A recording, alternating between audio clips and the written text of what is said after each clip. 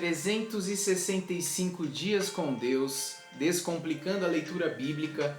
Esse é o nosso propósito. Mais um dia dos nossos estudos bíblicos, mais um dia dos nossos devocionais, baseando aqui a leitura da palavra. Se você já tem acompanhado desde o começo do ano, você sabe que todos os dias aqui tem um vídeo com o estudo da palavra, 3 capítulos, alguns dias 4, mas a ideia, o propósito para esse ano é instruir vocês a fazerem essa leitura bíblica junto comigo, de Gênesis a Apocalipse, de 1º de janeiro a 31 de dezembro, todos os dias encontrando e dedicando um pouco do nosso tempo, algum momento do nosso dia para estudar e nos aprofundar também na palavra de Deus. No vídeo de ontem, então, vou direto ao assunto aqui.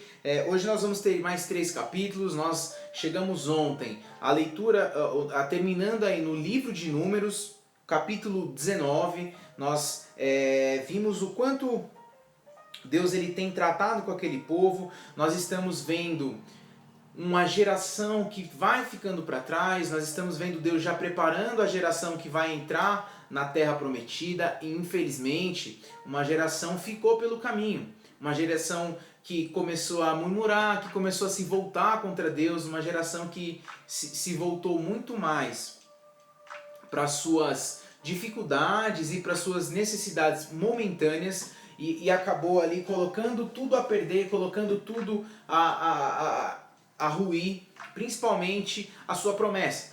Então nós estamos vendo aqui Deus já tratando com outra geração, já mudando todo o script para que venha uma geração que herde a promessa, uma geração que vai entrar na Terra Prometida. Sem maiores enrolações, sem maiores voltas, hoje nós vamos direto para a palavra. Nós vamos ler Números capítulo 20 até o capítulo 22. Há coisas aqui interessantes para ser relatadas nesses capítulos de hoje.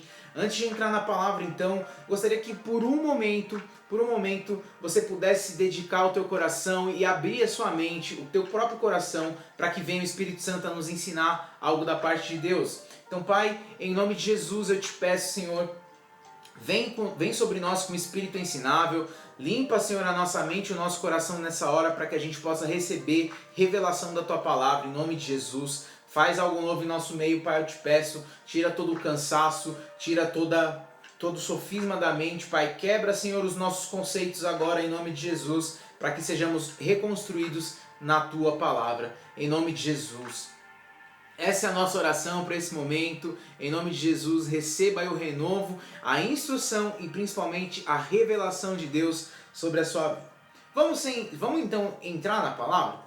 Vamos então já entrar naquilo que Deus tem para nos ensinar nesse dia? Olha o que vai nos dizer. Números capítulo 20, nós vamos ver aqui a desobediência de Moisés e a morte de Arão como os temas principais desse capítulo. Nós vamos ver aqui a figura do sacerdócio, a figura do sumo sacerdote, deixando para trás, sendo renovada também na sua aliança. Nós falamos aqui de uma geração que não entrou na terra prometida de Canaã, nós falamos aqui de uma geração que não herdou a promessa por completo, e nessa geração, parte dessa geração também, fala a respeito de 2 homens que foram as principais figuras da história, da construção dessa história do povo de Deus. Quando nós falamos dessa construção, desse povo que ficou para trás, nós estamos falando também de 2 homens essenciais na história do povo. Nós estamos falando de Moisés, nós estamos falando de Arão. Por quê? Moisés e Arão não entraram e não herdaram a terra prometida. Moisés e Arão também ficaram para trás nesse processo. Então nós falamos aqui de uma geração por completo, uma geração que não herdou, mas principalmente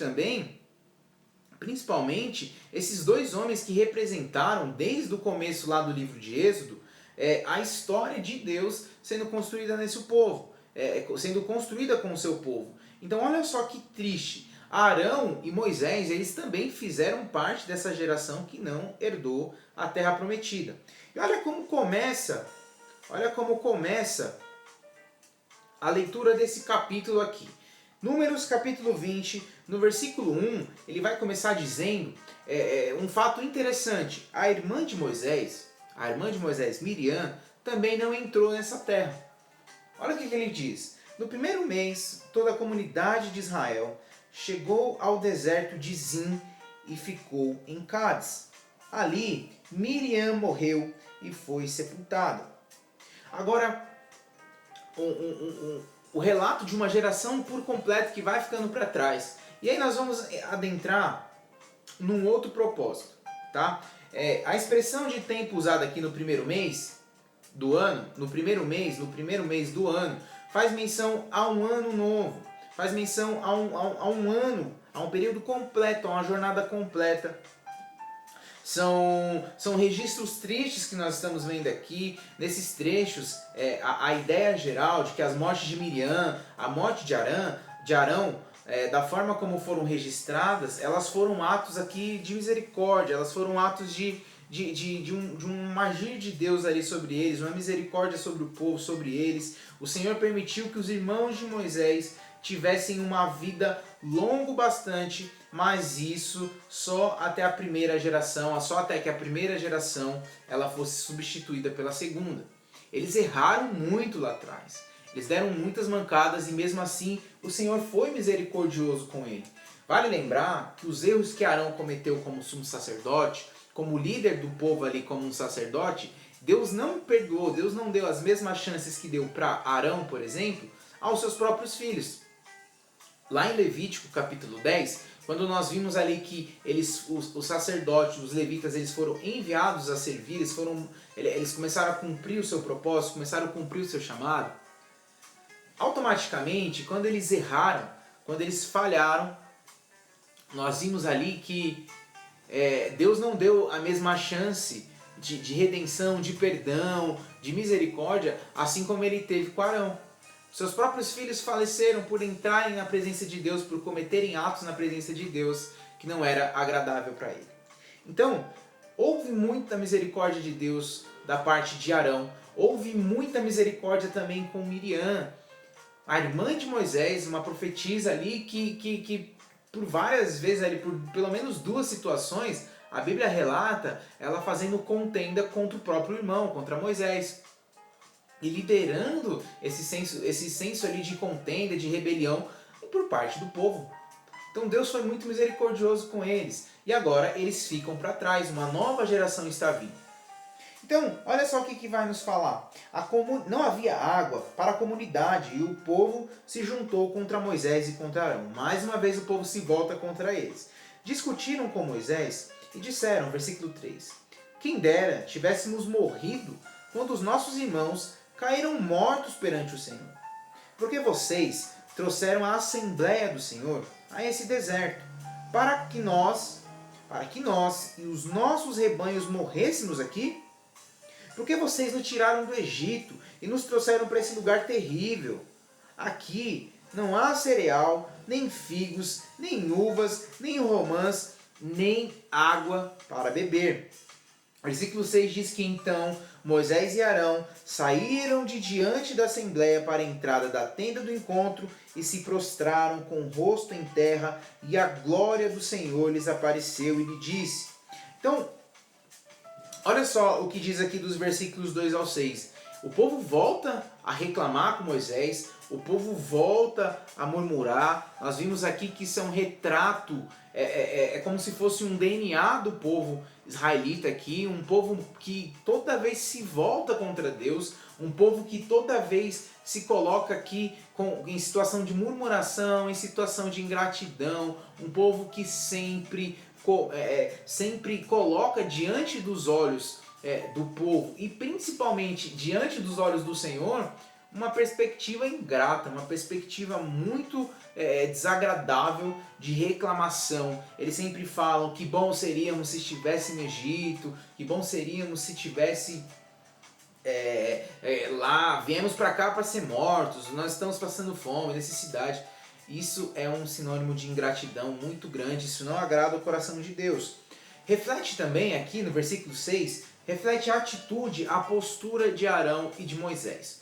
Porque todas as vezes que o povo vinha até eles, todas as vezes que o povo se levantava em murmuração, se levantava aqui em reclamações, em contenda, em rebelião, a atitude de Moisés e Arão era sempre a mesma. Eles iam, se apresentavam ao Senhor e se prostravam, colocavam o rosto em terra, eles se colocavam, se dobravam diante do Senhor e a glória do Senhor sempre os visitava. Então, isso me faz pensar em qual tipo de atitude, em qual postura eu tenho, qual postura você aí tem diante dos seus problemas, diante das suas dificuldades, diante dos seus desafios, diante das situações embaraçosas que a vida muitas vezes vai apresentar a você, assim como ela apresenta a mim, como ela apresenta a todos nós.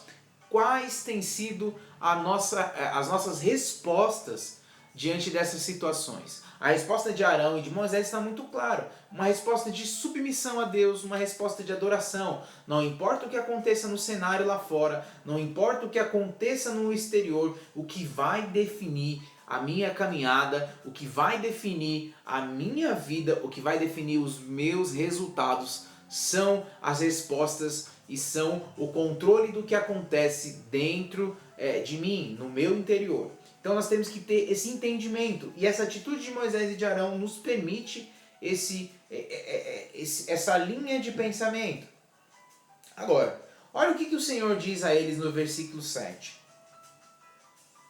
O Senhor então disse a Moisés: pegue a vara com o seu irmão Arão, reúna a comunidade e diante dessa fale aquela rocha, e ela verterá água. Vocês tirarão água da rocha para a comunidade e os rebanhos e beberão.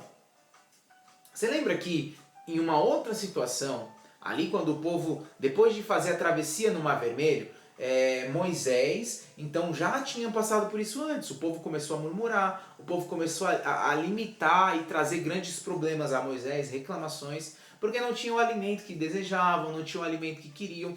E uma outra situação muito parecida com essa, o povo começou a reclamar porque também tinha sede e não tinha água para beber.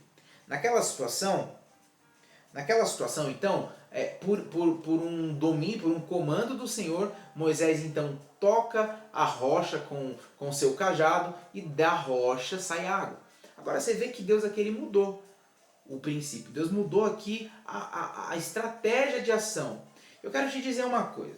Muitas vezes nós vemos um milagre acontecendo na vida de alguém, nós somos ouvintes ou vemos um testemunho de alguém e muitas vezes nós temos a tendência de acreditar que aquilo ali vai ser exatamente igual nas nossas vidas.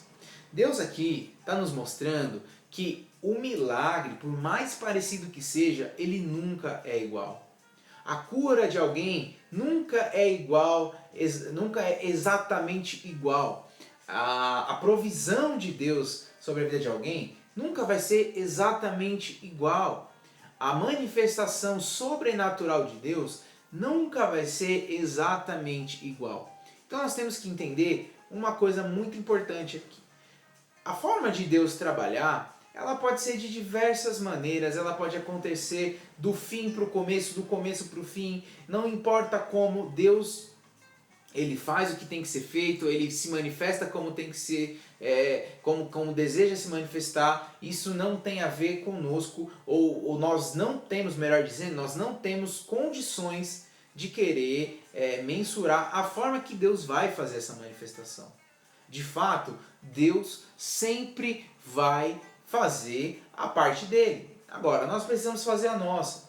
Isso aqui nos faz entender que nós não devemos nos basear em comparações ou buscar querer viver algo que uma outra pessoa viveu, até mesmo os métodos que uma pessoa viveu, um processo que ela viveu, o seu milagre, para querer alcançar o mesmo milagre sobre nossas vidas. Porque isso sempre dá errado. Deus quer tratar de você de uma maneira diferente como Ele trata comigo. Em alguns pontos, até um certo ponto, pode ser que pareça ser a mesma coisa, mas nunca é. Nós somos únicos e diante disso temos um tratamento único, temos um tratamento especial diante do Senhor. Tá bom? Olha o que vai acontecer então. Então, os versículos 8 ao 9, vai dizer ali, versículo 8, por exemplo, vai pedir, Deus fala para Moisés pegar o cajado que até então Deus já tinha feito florescer. E o povo inteiro reconheceu que estava ali diante de um objeto, diante de um objeto de autoridade, porque Deus fez que florescesse o cajado de Arão. E todo o povo viu, e todo o povo reconheceu, e todo o povo parou de murmurar e voltou a crer, voltou a confiar. Agora Deus pede para que ele pegue esse cajado e que ele somente fale. Deus pede para que ele somente tenha em mão esse cajado e fale com a rocha para que ela saia. Então, Moisés ele tinha que pegar o seu cajado, ele deveria apenas falar. Uma geração antes, como eu disse aqui, Deus ele faz isso de uma maneira muito parecida. Naquele tempo, então, Moisés ele foi instruído a ferir a rocha. Esse texto está lá em Êxodo, capítulo 17, no versículo 6. Nós estudamos esse texto aqui. Da primeira vez, Moisés ele executou tudo exatamente como o Senhor tinha especificado. Agora vamos ver que aqui, assim como a ordem muda, também muda a execução de Moisés. O que Moisés fez de obediência lá atrás, o que Moisés até então tinha sido irrepreensível, agora Moisés erra com Deus. Olha o que ele faz. Versículo 9.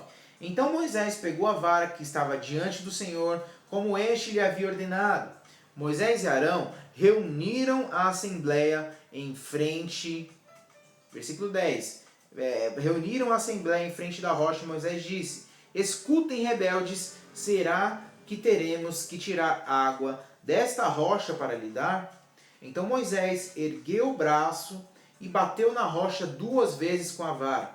Jorrou água e a comunidade e os rebanhos beberam. O Senhor, porém, versículo 12, é muito interessante, porque olha o que acontece. O Senhor, porém, disse a Moisés e Arão: como vocês não confiaram em mim para honrar minha santidade à vista dos israelitas, vocês não conduzirão essa comunidade para a terra que lhe dou. E essas foram as águas de Meribá, onde os israelitas discutiram com o Senhor e onde ele manifestou a sua santidade entre ele. Como vocês não confiaram em mim, versículo 12, para honrar a minha santidade à vista dos israelitas, vocês não conduzirão essa comunidade para a terra que lhes dou. Olha que triste. Moisés então não cumpre a ordenança e por uma desobediência, por um pecado, por uma falha, Moisés agora, infelizmente, não vai adentrar a terra.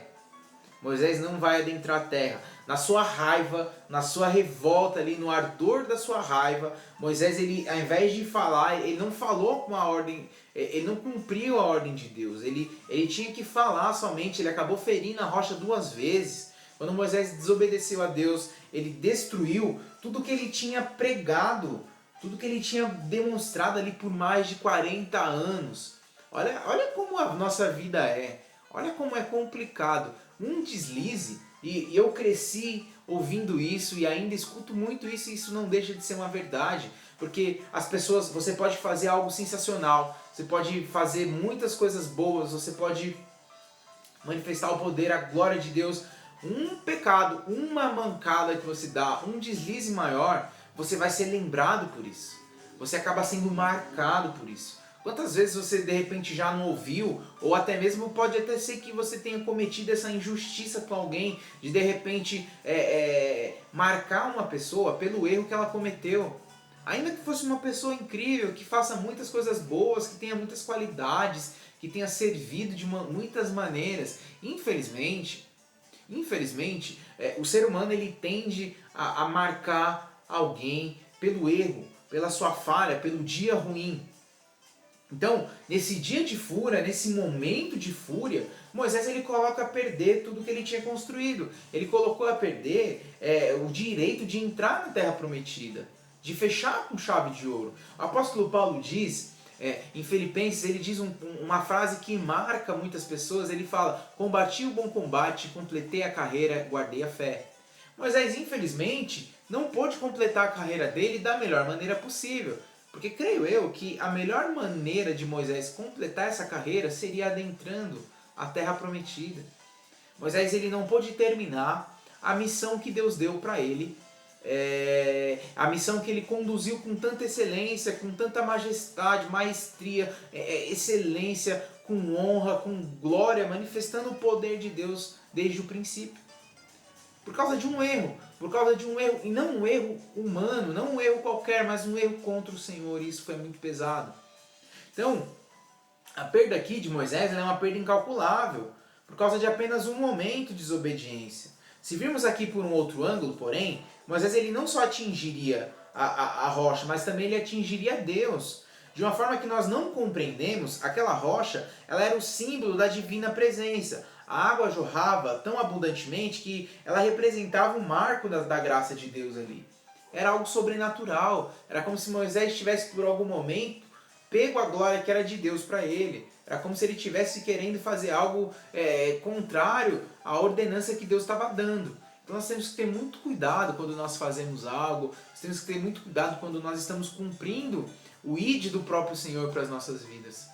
Toma cuidado, porque muitas vezes, de uma maneira sutil, num detalhe, num pequeno momento, a gente acaba se confundindo com isso. Então Deus ele faz esse julgamento, ele diz aqui que o povo não vai, por causa disso eles não vão entrar. Ele é acusado, ele acaba sendo acusado de não confiar em Deus, de não honrar a santidade perante o povo. E não honrar a santidade quer dizer que ele não estava considerando Deus sagrado como deveria ser considerado. Então é algo muito pesado que acontece aqui. As instruções do Senhor elas não foram acatadas. Moisés, por muito tempo, se preocupou com a reputação de Deus. Moisés, por anos, por décadas, nós estamos falando aqui de 40 anos que Moisés vivia para exaltar e fazer um intermédio ali com o povo, de mostrar a qualidade que Deus tinha de amor por aquele povo, mas principalmente a santidade que Deus tinha. E aí, por um momento, é como se Moisés tivesse o menosprezado, porque ele acabou não seguindo exatamente o que o Senhor tinha ordenado para ele, e à vista de toda a congregação, o que é pior, um líder, ele muito mais do que as suas palavras, ele lidera pelo exemplo. Não adianta eu, como um líder, falar algo e não fazer aquilo que eu falo. Não adianta um líder, ele expressar de uma maneira boa, de uma maneira clara com as suas palavras, mas as suas atitudes não corresponderem com aquilo que ele fala. Porque as pessoas, elas não vão lembrar no momento de decisão que elas precisem tomar nas suas vidas, e é legal falar que a todo momento nós estamos decidindo por algo. Agora, as pessoas elas vão tomar decisões baseadas muito mais nas atitudes, porque o ser humano ele é muito mais visual, do que por lembrar das suas palavras. E esse conceito traz aqui algo precioso, ele acaba oferindo essa santidade de Deus. Então, o texto vai continuar, o capítulo vai continuar. Aqui dos versículos 14 ao 21, Moisés ele vai ser muito diplomático em um apelo que ele vai fazer ao rei de Edom, e faz referência à obra salvadora de Deus, quando ele libertou o povo do Egito.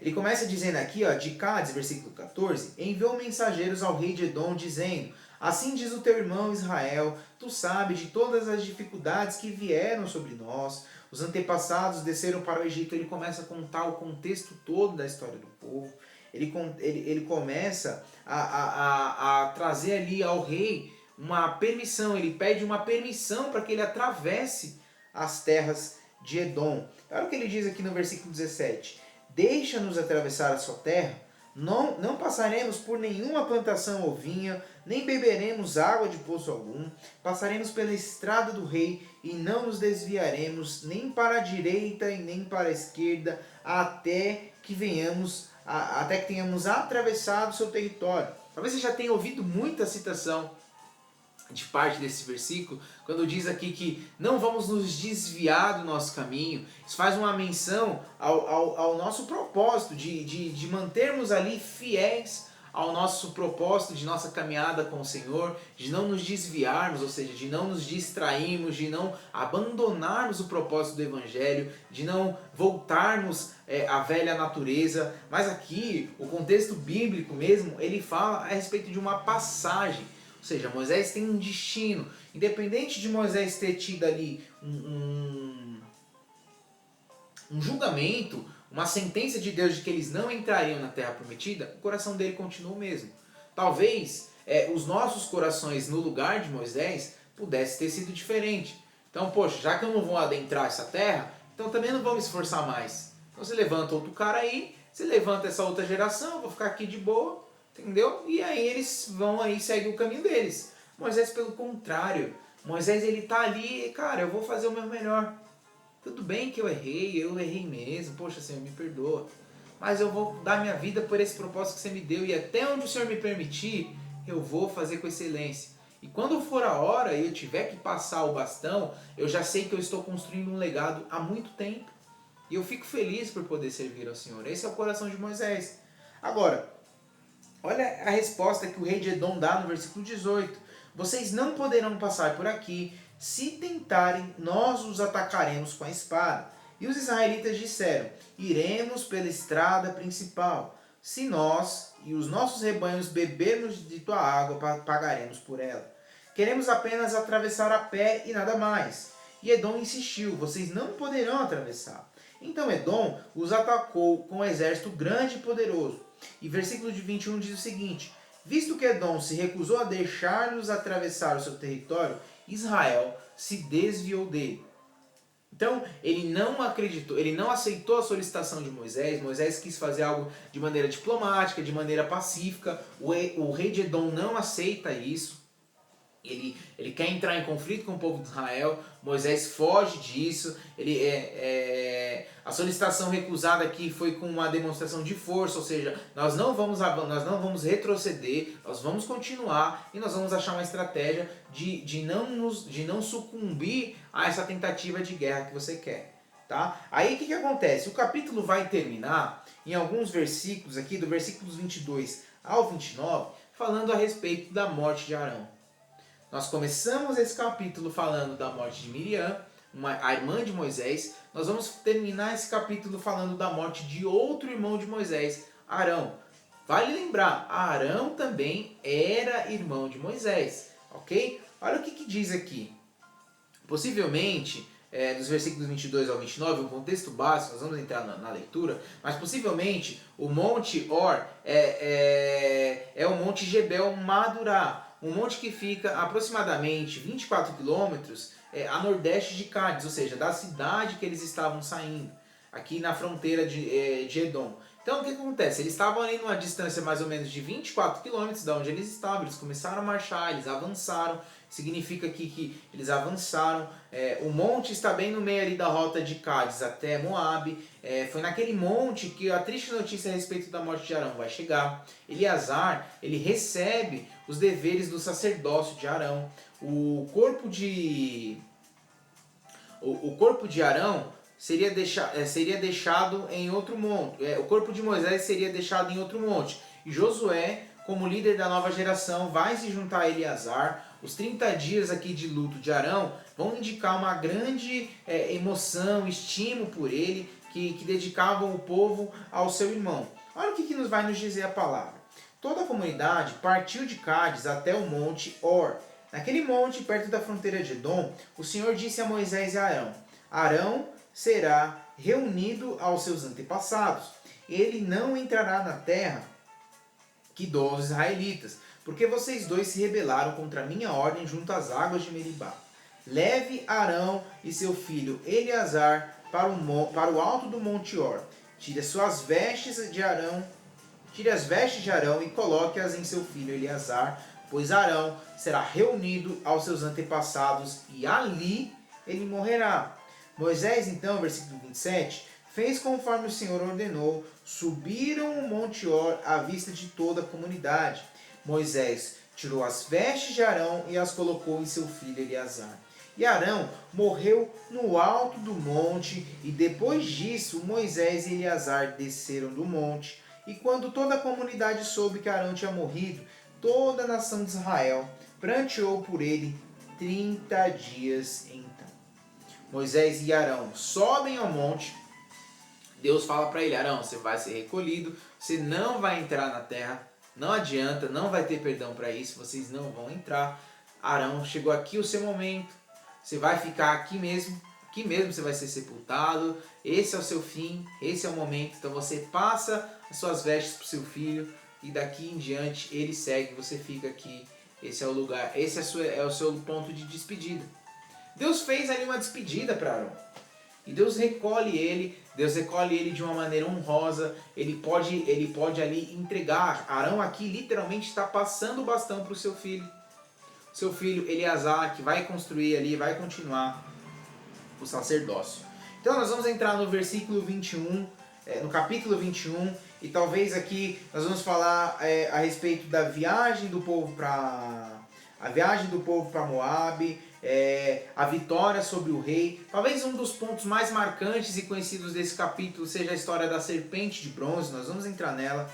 Agora, o capítulo começa dizendo o seguinte: quando o rei cananeu de Arade, que vivia no Negueb, soube que Israel vinha pela estrada de Atarim, ou seja, a estrada principal, atacou os israelitas e capturou alguns deles.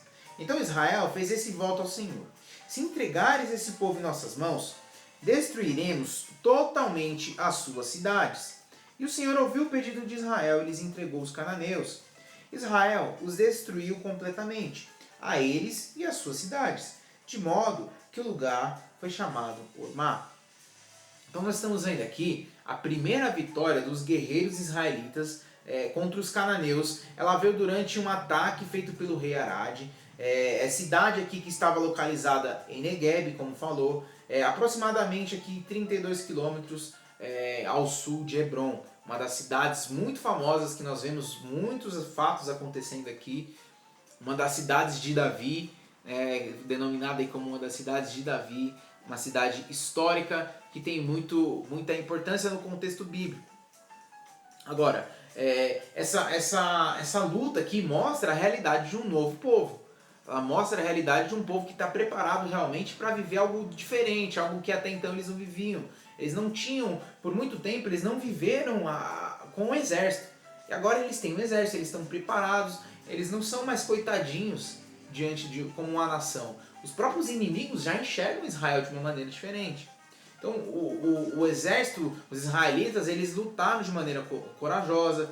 Deus lutou por eles. Deus sempre, essa é uma promessa que acompanha o povo de Israel. Essa é uma promessa que acompanha o povo de Deus, de que Deus iria nos proteger, Deus iria lutar as nossas guerras, e assim nós vemos que Ele faz. Agora, existe aqui, os versículos 4 até o 9, nós vamos falar um pouquinho dessa história da serpente de bronze. E olha o que diz: partiram eles do Monte Or pelo caminho do Mar Vermelho para contornarem a terra de Edom. Mas o povo ficou impaciente no caminho e falou contra Deus e contra Moisés, dizendo, mais uma vez: por que vocês nos tiraram do Egito para morrermos no deserto? Não há pão, não há água, e nós detestamos essa comida miserável. Vale lembrar que eles comiam do maná que Deus dava para eles. Olha como eles começam a se referir ao que Deus faz por eles. Cara, é impressionante ver a ingratidão do povo de Israel contra o próprio Senhor. É impressionante ver a atitude de filhos rebeldes contra um pai que faz de tudo, que luta, que se desgarra, que dá vida por esses filhos. Chega a ser revoltante. Chega a ser revoltante o que Deus aqui está vivendo, o que Deus está passando com esse povo. E toda vez que Deus, fala assim, eu vou abrir mão, eu vou desistir, vamos recomeçar, eu vou destruir essa geração, vamos recomeçar com uma nova, se levantava a figura de Moisés como intercessor, como aquele homem que Deus escolheu para conduzir essa geração, pedindo perdão por esse povo. E aí Deus não nega a sua natureza misericordiosa, e acaba perdoando esse povo. Mas é muito difícil ver o que Deus precisa tratar com esse povo aqui. É muita ingratidão. E olha o que acontece. Então o Senhor, versículo 6, enviou serpentes venenosas que morderam o povo e muitos morreram. A disciplina aqui de Deus para essas pessoas, ela veio por meio de serpentes venenosas que acabaram mordendo. O veneno dessas serpentes, ele causou ali febre, mortes agonizantes às pessoas, uma morte dura, uma morte ali sofrida. E lembre-se também que naquela época não tinha medicina, soro, que as pessoas fazem o tratamento que tinha hoje. É muito complicado quando uma pessoa é mordida por uma cobra. Ela sofre muito. Nós vimos aí que tem que ser um tratamento rápido e que tem que ser medicado ali com veneno forte para poder salvar a vida dessa pessoa. Então era algo forte que eles estavam vivendo. E o povo foi a Moisés e disse: pecamos quando falamos contra o Senhor e contra você. Ore, pedindo ao Senhor que tire as serpentes do meio de nós. E Moisés, ele faz isso, é como eu disse aqui, Moisés, ele é esse intercessor. E o Senhor, ele disse a Moisés: faça então uma serpente e a coloque no altar de um poste. E quem for mordido e olhar para ela, viverá. Moisés então fez uma serpente de bronze e a colocou num poste. Quando alguém era mordido por uma serpente e olhava para a serpente de bronze, permanecia vivo. Então Deus instruiu Moisés para que fizesse essa imagem dessa serpente de bronze, colocasse ali num poste. Quem tivesse mordido e olhasse para essa imagem sobreviveria. Jesus, ele faz referência a essa atordoante imagem em uma conversa que ele tem com Nicodemos, lá em João capítulo 3, nos versículos 14 e 15, quando ele faz uma analogia com a forma de execução que ele ia sofrer ao ser erguido numa cruz. Para os judeus, por exemplo, para trazer um contexto mais fácil, você fala, não entendi. Para os judeus, a crucificação ela era um sinal de uma maldição.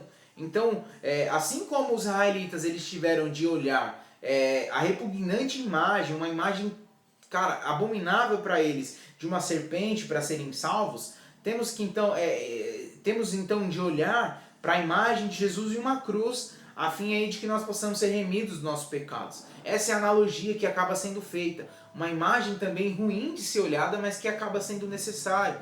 Dessa forma, com essa analogia, por exemplo, Jesus usou a passagem de uma vergonhosa rebeldia de Israel para exemplificar o significado da sua morte, que a sua morte ela vivifica, ela salva. Sendo assim, essa passagem aqui, nós temos um símbolo duplo do Salvador. O primeiro, que o povo reclamava aqui, tá? O primeiro, o pão, que é a figura do próprio Jesus, que nós referimos ali como o pão dos céus. Essa aqui, ele é a nossa palavra, a adequada nutrição do povo, ele é o alimento que vem para suprir todas as nossas carências, as nossas necessidades, é Jesus, esse é o nosso alimento. E a segunda menção, a segunda convergência aqui, o segundo símbolo que nós possamos trazer para o Salvador, a serpente, ela é uma ilustração aqui do Cristo, que se tornou pecado por nós, quando foi pregado naquela cruz horrível, quando foi aquele sofrimento de cruz. Então, essa serpente faz esse papel, porque quando as pessoas eram picadas, elas iriam morrer. Então, ao olhar para aquela imagem, elas encontram uma redenção, elas encontram uma oportunidade de salvação. Ou seja, a maldição que estava ali sobre ele, a maldição que veio sobre essa serpente, sobre aquela imagem, a morte daquilo tudo ali nos trouxe vida. Foi isso que aconteceu com a vida de Jesus. Então é muito importante tudo isso. E aí eles vão falar a respeito da viagem para Moab. Os israelitas eles contornaram a região de Edom, entraram no território de Moab. Esse território ficava a leste de Jericó, uma cidade famosa, uma cidade que vai trazer grandes ensinamentos, grandes histórias aqui na palavra de Deus. Os versículos 14 e 15, ele vai dizer: é por isso que se diz no livro das guerras do Senhor. Esse livro das guerras ele faz referência a uma anterior coleção de cânticos escritos conhecidos hoje somente por causa dessa situação. Existiam muitos cânticos, existiam ali muitas histórias que o povo contavam, que hoje são conhecidos exatamente por isso. Então, eles continuaram prosseguindo, os versículos 16 ao 20, nós vamos ver aqui, eles continuaram conseguindo caminhar, avançar, finalmente as pessoas chegaram a um lugar onde elas puderam cavar um poço e encher, possuir ali água boa.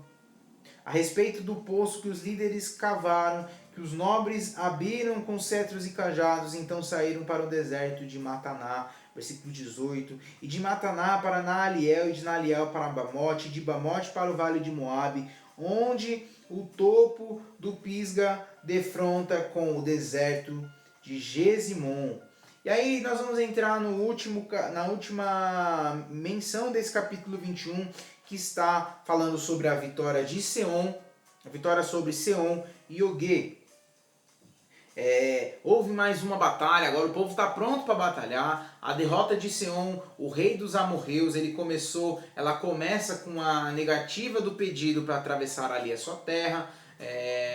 Fato aqui que é parecido com a história de Edom, nós vimos isso já acontecendo.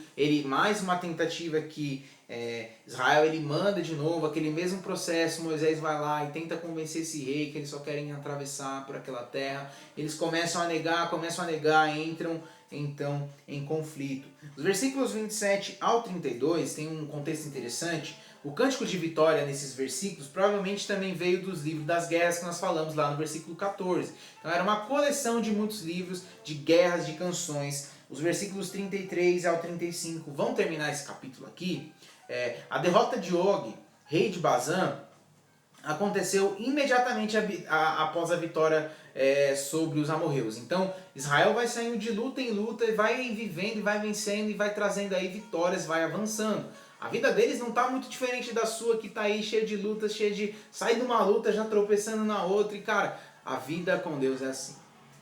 Agora, Deus nos prepara para vencer, Deus nos prepara para avançar. Esse é o propósito que Ele quer trazer para as nossas vidas. Deus ele quer que a gente saia, que a gente avance, que a gente vença, porque Ele vai nos permitir vencer.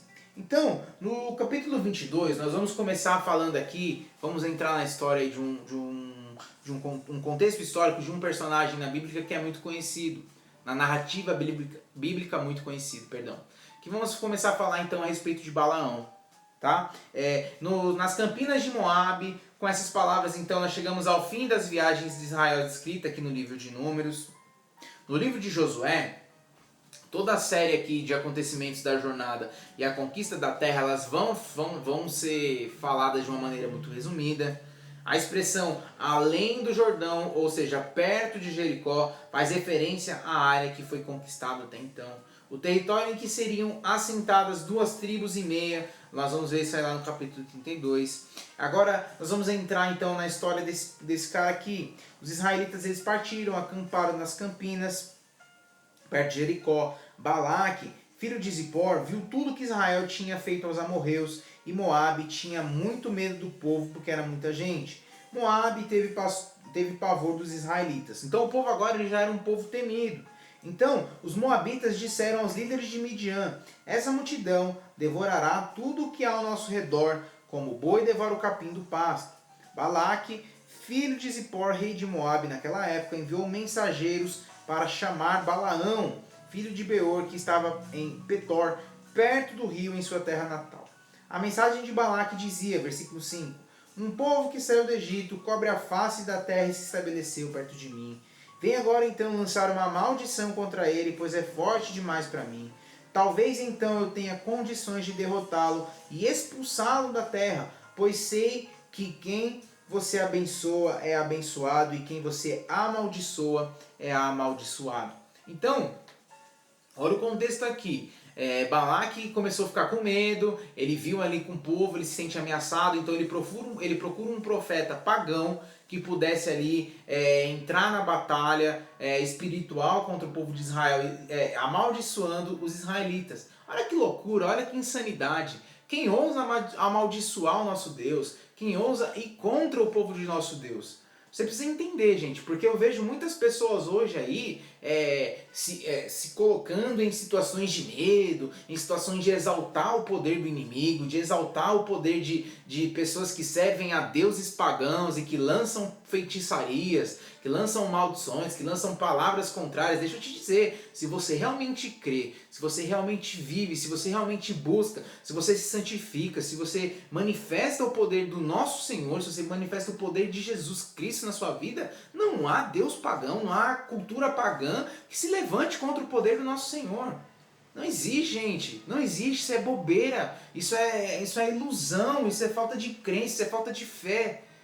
Olha que loucura, um profeta pagão se levantar para amaldiçoar o povo que o próprio Deus abençoa. Jamais isso vai dar certo. Os moabitas, então, aquele povo ali, acreditavam que as maldições dos deuses, elas podiam ser manipuladas por algumas pessoas, por pessoas que tivessem habilidades proféticas, como eles colocavam. Isso não existe, gente. Isso não existe. A manifestação sobrenatural de Deus, não há o que possa abalar. Não há o que possa abalar. Agora, um dado histórico que é interessante a respeito da história aqui de Balaão, da história de Balaque, em 1967 houve uma descoberta arqueológica das inscrições das profecias de Balaão no século 8 a.C. Então, essa descoberta aqui histórica, ela foi feita na região da Jordânia. Essa descoberta ela se deu onde ficava a antiga Moabe. É uma impressionante evidência de renome, do renome desse profeta, mesmo centenas de anos, gerações depois da morte dele. Na Bíblia, ele acaba se tornando um paradigma do mal. Ele fica bastante próximo aí da figura satânica, da figura que serve contra o Senhor, da figura que se levanta contra o Senhor. Balaão era um bauru, ou seja, um vidente especializado em adivinhação por meio de entranhas de animais, por meio de feitiçaria que usava ali entranhas de animais. Ainda muitas pessoas hoje fazem uso desse tipo de feitiçaria, fazem uso desse tipo de coisa, mas eu ouso te dizer, se você é alguém que confessa o nome de Cristo, alguém que confessa sua fé em Jesus Cristo e ainda se pega com medo desse tipo de coisa, se pega aí, cara, com receio desse tipo de coisa, deixa eu te dizer, começa a questionar e começa a buscar realmente uma fé sobrenatural. Porque se você realmente crê em Deus, se você realmente crê em Jesus, cara, isso aí não tem princípio algum contra a tua vida, tá? Em nome de Jesus aí, toda essa crença limitante cai agora por terra, porque não existe. O poder do nosso Deus, ele é incomparável. Não existe obra das trevas que faça frente ao poder do nosso Deus. Não existe. Você só precisa escolher em quem você realmente quer acreditar. Somente isso. Não há muito que contestar então. Então, Deus aqui, esse cara aqui, ele começa a se levantar então para querer fez ali como um inimigo de Israel. Ele procurou derrotá-lo, mas ele acaba morrendo no acampamento dos midianitas. Nós vamos ver aqui por alguns capítulos a história dele se desenrolando. Os inimigos de Israel na guerra santa de conquista de Canaã. Os versículos 6 a 8. A conhecida então reputação de Balaão, aquela em que aquele povo acreditava, de quem ele era capaz de influenciar os deuses, fica explícita na frase: porque eu sei que quem tu abençoares será abençoado e quem tu amaldiçoares será amaldiçoado. Então, ou seja, o povo ele começa a confiar muito nesse cara aí. O povo está confiando que ele vai chegar lá e vai começar a fazer as profecias dele e que o povo de Israel vai fraquejar, que o próprio Senhor, como se ele fosse manipular o nosso Deus. Olha que absurdo, olha que absurdo, olha que absurdo. Então, visto que a experiência de Israel no deserto, ela foi tão importante, ela foi tão forte, com repetidas queixas e rebeliões do povo, e até mesmo os líderes desse aqui, acaba surgindo um contexto, acaba assim dando espaço para uma pergunta, para um questionamento. Israel ainda estava sobre a bênção divina? Israel estava ainda sobre a bênção do próprio Deus? Mesmo dando todas essas mancadas, Israel ainda estava debaixo da bênção de Deus? Por trás da história do paganismo e da feitiçaria, a questão teológica de maior importância para o futuro do povo de Deus. Será que esse povo ainda está caminhando debaixo da bênção de Deus? Será que essa geração aí que ficou para trás e que tem dado tantas mancadas está debaixo da bênção? Na verdade aqui, a história da libertação de Israel do Egito por Deus, ela foi provavelmente divulgada por todo o Oriente Médio, por todos os povos que estavam ali ao redor, todo mundo ficou sabendo do que aconteceu lá no Egito. Não tinha como, gente, o Egito era talvez ali um dos lugares mais avançados e talvez um dos lugares mais... dos lugares ali onde as pessoas viam como uma grande referência. E quando aquela grande referência passa pelo que passou, vive a estruturação que viveu, porque o povo do Egito ficou para trás. Eles sofreram com a pesada mão de Deus. Então eles ficaram sabendo, obviamente que todo mundo já começou a conhecer quem é esse Deus de Israel. Dos versículos 9 a 14, então nós vamos ver aqui o primeiro encontro dos servos de Moabe e Midian com Balaão, ele terminou fracassado. Veio Balaão e perguntou, versículo 9, quem são esses homens que estão com você? E Balaão respondeu a Deus, Balaque, filho de Zippor, rei de Moabe, enviou-me essa mensagem. Um povo que saiu do Egito cobre a face da terra. Venho agora venho agora lançar uma maldição contra ele. Talvez então eu tenha condições de derrotá-lo e expulsá-lo. Mas Deus disse a Balaão, não vá com eles, você não poderá amaldiçoar esse povo, porque o povo é abençoado. Olha que interessante, você não vai poder abençoar esse povo, porque o povo é abençoado. Então, de uma maneira misericórdia, de muita misericórdia, Balaão acaba sendo instruído aqui, em uma visita aqui que se deu provavelmente sobre a forma de uma visão. Provavelmente Deus tenha vindo ali a ele em sonho, assim como Deus fez com tantos outros homens que se levantaram contra os servos de Deus. Deus ali, por misericórdia, vem a esses homens e fala, não inventa, cara. Não vai nessa que você vai se dar mal. Visto então que Israel estava sob a bênção, estava debaixo da bênção de Deus, qualquer tentativa que eles tivessem de amaldiçoar seria um ataque à palavra de Deus e traria desgraça por ele. Qualquer um, gente, que se levanta contra Deus está indo para um caminho sem volta, não tem como. Não tem como, é o que eu disse aqui, não tem como.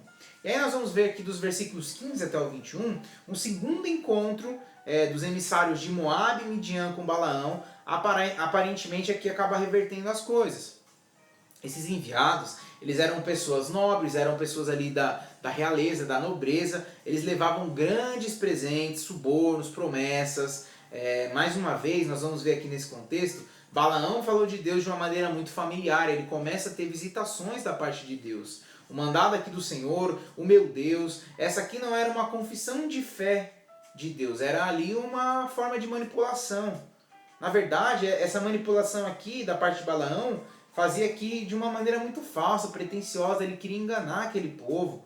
Ele queria ser visto como mediador entre o Deus de Israel e os emissários de Balaque, ou seja, ele queria tomar parte ali de todo mundo. O famoso pilantra, o cara que queria ali enganar todo mundo, ele ganha presença, ele é bajulado, ele manipula, ele faz de tudo ali, ele sabe que não vai se voltar contra Deus, ele sabe que não vai arrumar nada, mas ele continua ali. Enquanto ele pode tirar proveito da situação, ele está indo. Só que assim, Deus está vendo o que está acontecendo. Ele queria ser visto como um mediador entre o povo, mas ele não tinha esse relacionamento. O jogo duplo de Balaão, nesse contexto, ele pode ser observado na forma como o Senhor falou com ele pela segunda vez, alterando as claras ordens que ele deu da primeira vez. Olha o que ele diz ali no versículo 12. Deus disse a Balaão, não vá com eles, você não poderá amaldiçoar esse povo porque ele é abençoado. Ele falou de uma maneira branda, ele falou de uma maneira tranquila. Agora, se Balaão fosse um verdadeiro profeta, as palavras de Deus do versículo 12, elas não teriam sido modificadas. E elas foram modificadas. Ele começou a modificar as palavras que Deus tinha dado. Por causa da sua ganância, Balaão recebeu uma nova palavra de Deus. Ele recebeu uma nova sentença. Naquela noite, versículo 20, Deus veio a Balaão e lhe disse, visto que esses homens vieram chamá-lo, vá com eles. Agora vai, Deus está falando, agora você vai. Então agora que eles estão te chamando, então vai com eles, mas faça apenas o que eu lhes disser. E Deus ali está tratando ali algo diferente, ainda está usando. Nós vamos terminar esse capítulo aqui, fazemos duas menções. Primeiro, a ira de Deus acendeu-se porque Balaão se foi. Olha o que vai dizer aqui nos versículos 22 ao 30. Acendeu-se a ira quando ele foi, e o anjo do Senhor pôs-se no caminho para impedi-lo a prosseguir. Balaão ia montado em sua jumenta e seus 2 servos o acompanhavam. Quando a jumenta viu o anjo do Senhor parado no caminho, empunhando uma espada, saiu do caminho e foi pelo campo. Balaão bateu nela para fazê-la voltar ao caminho. Então o anjo do Senhor, versículo 24, se pôs num caminho estreito entre 2 vinhas, com muros dos 2 lados. Enquanto a jumenta viu o anjo do Senhor, encostou-se no muro, apertando o pé de Balaão contra ele. E por isso ele bateu nela novamente. O anjo do Senhor, versículo 26, foi adiante e se colocou num lugar estreito, e não havia espaço para desviar nem para a direita nem para a esquerda. Então, quando viu a jumenta, o anjo do Senhor deitou-se debaixo de Balaão. Acendeu-se a ira de Balaão, que bateu nela com a sua vara. O tipo de agressão dele aqui vai aumentando, a raiva dele está aumentando. Olha o que vai acontecendo. Então Balaão respondeu à jumenta, versículo 28. Então o Senhor abriu a boca da jumenta e disse a Balaão: que foi que eu fiz para você bater em mim 3 vezes? Olha o versículo 28, que impressionante. Olha quem é o nosso Deus. Nosso Deus, ele faz um jumento falar. Você acha mesmo que Deus ele vai impedir a sua vida de fluir no ministério? Você acha mesmo que Deus vai impedir de você fluir no que você tem? Deus ele usa quem ele quer. Deus ele faz o que ele quiser. Deus é poderoso o suficiente para fazer uma jumenta falar de uma maneira de entendimento humano. Se preciso for, Deus faz algo sobrenatural. Um Deus que abriu o mar para o povo passar. Um Deus que faz ali o alimento descer do céu. Um Deus que faz um jumento falar. Você acha mesmo que esse Deus vai perder as batalhas na tua vida? Você acha mesmo que esse Deus perdeu a mão em cuidar da provisão que você precisa? Você acha mesmo que Deus não tem mais o controle das situações na tua vida? Balaão então responde a jumenta no versículo 29. Você me fez de tolo. Quem dera eu tivesse uma espada na mão, eu a mataria agora mesmo. Olha só, Deus ele acaba confundindo toda a situação, fazendo virar uma loucura. Aquele homem está conversando com um jumento agora, cara. Meu Deus, esse cara está conversando com um jumento. Aquele cara que era o profeta, que era o bonzão, aquele que as pessoas acreditavam que ele poderiam amaldiçoar o próprio Deus, agora está se vendo humilhado conversando com um jumento. A jumenta responde a Balaão: não sou sua jumenta, que você sempre montou até o dia de hoje? Tenho então o costume de fazer isso com você? Não, disse ele. Então o Senhor abriu os olhos de Balaão, e ele viu o anjo do Senhor parado no caminho, empunhando a sua espada. Então Balaão inclinou-se e prostrou-se rosto em terra, e o anjo do Senhor lhe perguntou: por que você bateu 3 vezes em sua jumenta?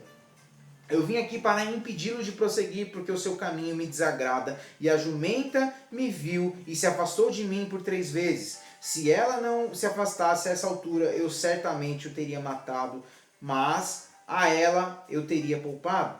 Balaão disse ao anjo do Senhor: pequei, não percebi que estavas parado no caminho para me impedires de prosseguir. Agora, se o que estou fazendo te desagrada, eu voltarei. E então o anjo do Senhor disse a Balaão: vá com os homens, mas fale apenas o que eu lhe disser. E assim Balaão foi com os príncipes de Balaque. Por si só, esses versículos aqui seriam uma pregação, seria algo incrível, seria livro. Olha como é interessante, olha como é sobrenatural a manifestação de Deus.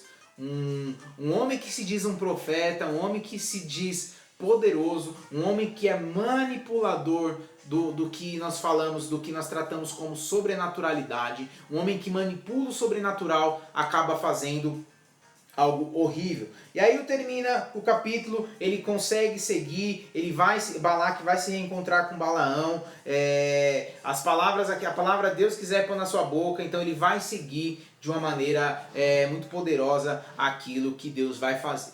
Novas instruções virão, nós chegamos ao final dessa leitura, desse capítulo de hoje, dos nossos estudos de hoje. Novas emoções vão vir, fortes emoções. Deus é um Deus de sobrenatural. Infelizmente, alguns líderes do povo ficaram para trás, uma nova geração está sendo preparada. Deus pune o povo e ao mesmo tempo também propõe escapes de salvação, escapes de perdão. Esse é o nosso Deus, nós somos responsáveis por aquilo que nós fazemos. Deus é misericordioso, sempre querendo nos salvar, sempre querendo nos instruir.